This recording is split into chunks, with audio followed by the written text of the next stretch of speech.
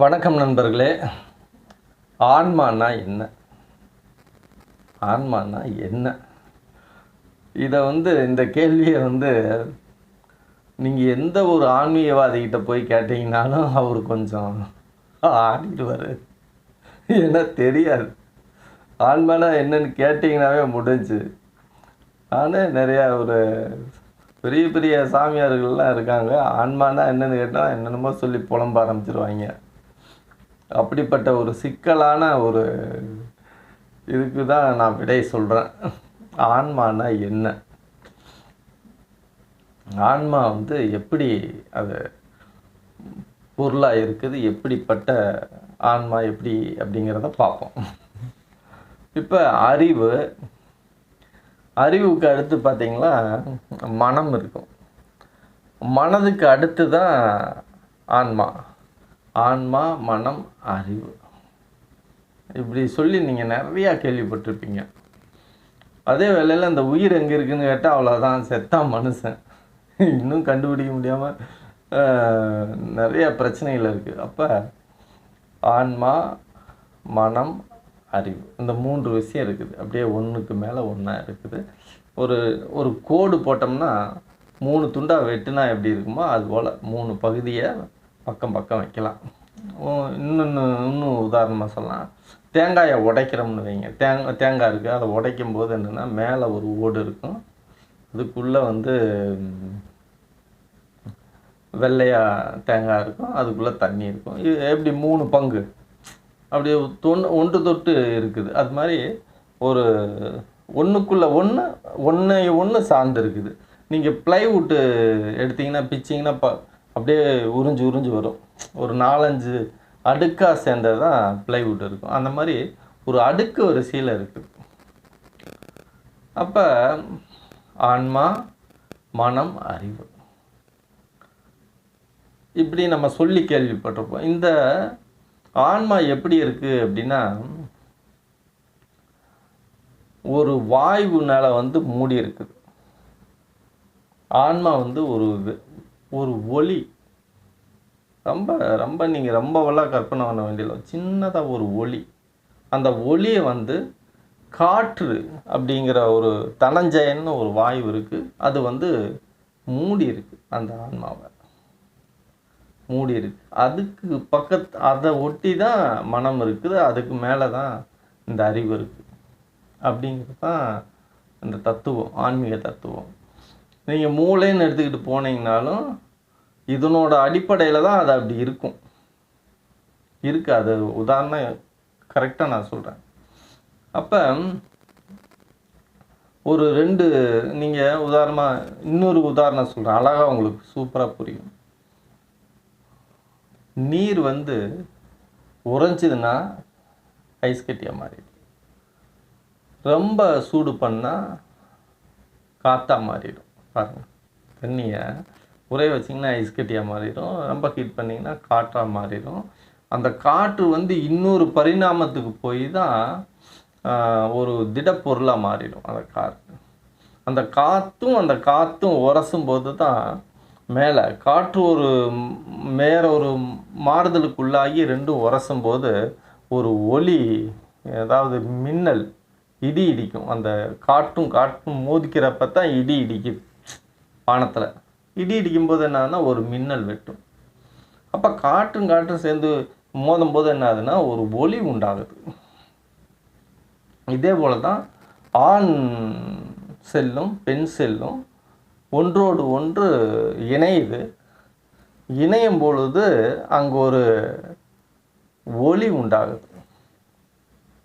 அந்த ஒளி தான் ஆன்மா. இந்த 2 பேரும் இணையும் போது தான் அது வெளியிலேருந்து வருது. அப்படிங்கிறதெல்லாம் அடுத்த கதை நான் சொல்கிறேன். இப்போ இணையும் போது என்னன்னு சொன்னி அங்கே ஒரு ஆன்மா உருவாகுது. காற்று தான் உருவாகும். காற்று அது ஒரு வளிமண்டலம் உருவாகுது. அதுக்குள்ளே தான் ஆன்மா உட்காரு. அப்போ 2 செல்கள், நீங்கள் அந்த செல் எப்படி இருக்குன்னு உதாரணத்துக்கு பார்த்தீங்கன்னா, மீன் குஞ்சுன்னு நம்ம தண்ணியில் பார்ப்போம். மீன் குஞ்சுன்னா ஒரு முட்டை மாதிரி இருக்கும். அப்படியே அதுக்கு ஒரு சின்ன வால் இருக்கும். அந்த மாதிரி சைஸில் இருக்கும். இது மாதிரி ஒரு சைஸில் தான் இந்த முட்டைக்குள்ளே காற்று வடிவில் இருக்கிற முட்டை, அந்த முட்டைக்குள்ளே காற்றுக்குள்ளே ஒரு ஒளி. அந்த காற்று முட்டையை மாதிரி இருக்கும். அந்த காற்றே வந்து நீளமாகவும் இருக்கும். அந்த காற்று நீளமானா அந்த வால் மாதிரி இருக்கும். பாம்பு இப்படி இருக்குன்னு வைங்க, இதுதான் தலை. இப்படி அப்படியே சிறுத்து இருக்கும், அப்படியே சின்னதாக இருக்கும். மீன் குஞ்சு பார்த்தீங்கன்னா ஒரு சித்த 2 சைடு கண் இருக்கும், பார்த்தீங்கன்னா ஒரு வால் மாதிரி இருக்கும். சும்மா இந்த அளவுக்கு தான் இருக்கும். அப்போ அந்த லெவலில் தான் இருக்கும். ஆனால் அந்த வால் வந்து கொஞ்சம் நீளம் ஜாஸ்தியாக இருக்கும். காற்று தான், அந்த காற்று வந்து தனஞ்சயன்னு காற்று. அந்த காற்று அப்போ காற்றுங்கிற ஒரு உயிரில் நீங்கள் நிறையா கேள்விப்பட்டிருப்பீங்க. மூச்சுக்காற்று போச்சுன்னா உசுறு போச்சு அப்படின்னு சொல்லி. அப்போ அந்த மூச்சு காற்றுக்குள்ளே தான் அந்த ஆன்மாங்கிற ஒளி இருக்குது. அந்த மூச்சு காற்று வந்து உருண்டையாகவும் வாளோட பகுதியாகவும் இருக்கும், வால் பகுதியாகவும் இருக்கும். அது தனஞ்சயன்கிற காற்று. இப்படித்தான் வந்து இது இருக்குது. இப்போ இந்த ஆன்மாவோட எப்படி உணரும் தன்மையை நான் சொல்கிறேன். இப்போ ஒருத்தர் வந்து ஏதோ ஒரு ஆக்சிடெண்ட்டில் டக்குன்னு அடிப்பட்டோன்னு என்ன ஆயிடுச்சுன்னா அவர் கோமா ஸ்டேஜுக்கு போயிட்டார். அப்போ எப்படி கோமா ஸ்டேஜுக்கு போயிட்டார் அப்படின்னா, அந்த மனம் இல்லாத தன்மைக்கு போயிட்டார். அந்த காற்று வந்து அடிபட்டுருச்சு. அந்த காற்று ஒரு பெரிய பாதிப்பில் அந்த காற்று வந்து கொஞ்சம் விரிசல் ஏற்பட்டுருச்சு. அப்போ அந்த விரிசல் ஏற்படும் போது என்னென்னா, அந்த காற்றுக்குள்ளே இருக்கிற ஒளியாகிய ஆன்மா அந்த உடலை விட்டு போயிடும். ஆனால் வெளியில் தான் இருக்கும். ஆனால் அந்த உடல் அசைவற்று கிடக்குது, உயிர் இருக்குது. பார்ப்பான், நாடி பிடிச்சி பார்ப்பான், எல்லாம் கரெக்டாக இருக்குங்க. ஆனால் கோமாவில் இருக்கார் ஆள். எப்படி உசுறு இருக்குது, ஆனால் கோமாவில் இருக்கார். அப்போ அங்கே ஆன்மா இல்லை, வெளியே போயிடுச்சு. இதை தான் சித்தர்கள் வந்து என்ன பண்ணுறாங்க, தவநிலையில் எடுத்து தன்னோட ஆன்மாவை வெளியே போக வச்சு இன்னொரு சவமான உடலுக்குள்ளே பூந்து அதை உயிர் தெளிந்து வாழ்ந்திருக்காங்க. நிறையா சித்து வேலைகள்லாம் பண்ணியிருக்காங்க. இப்போ கோமாவில் போனது, உங்களுக்கு கோமாவில் இருக்கும்போது ஆன்மா அங்கே இல்லைன்னு தான் அர்த்தம், வெளியே போயிடுச்சு. அந்த நிலையில் என்ன வேணாலும் நீங்கள் வந்து பார்க்கலாம், என்ன நிகழ்ச்சியில் வேணாலும். அது வந்து விமர்சனத்துக்கு அப்பாற்பட்ட ஒரு விஷயம். ஆனால் இப்படி ஒரு மெடிக்கலாக இருக்குது ஆன்மா. இது தான். இன்னும் இந்த ஆன்மா என்ன பண்ணோம்னா, சில பேர்த்த கொல்ல போகிறேன்னு அந்த பயமுறுத்தினா கூட மிகுந்த அச்சத்தில் அதை வந்து நோக்கி ஒரு பிரமத்தை ஒரு பயமுறுத்தலை ஏற்படுத்தினா கூட அந்த தனஞ்சயன் வாய் வந்து விரிசல் ஏற்படும், உடையும், கலைஞ்சிரும்னு கூட சொல்லலாம். இன்னும் அழகாக இருக்கும், கலைஞ்சிரும் அந்த வாய்ப்பு.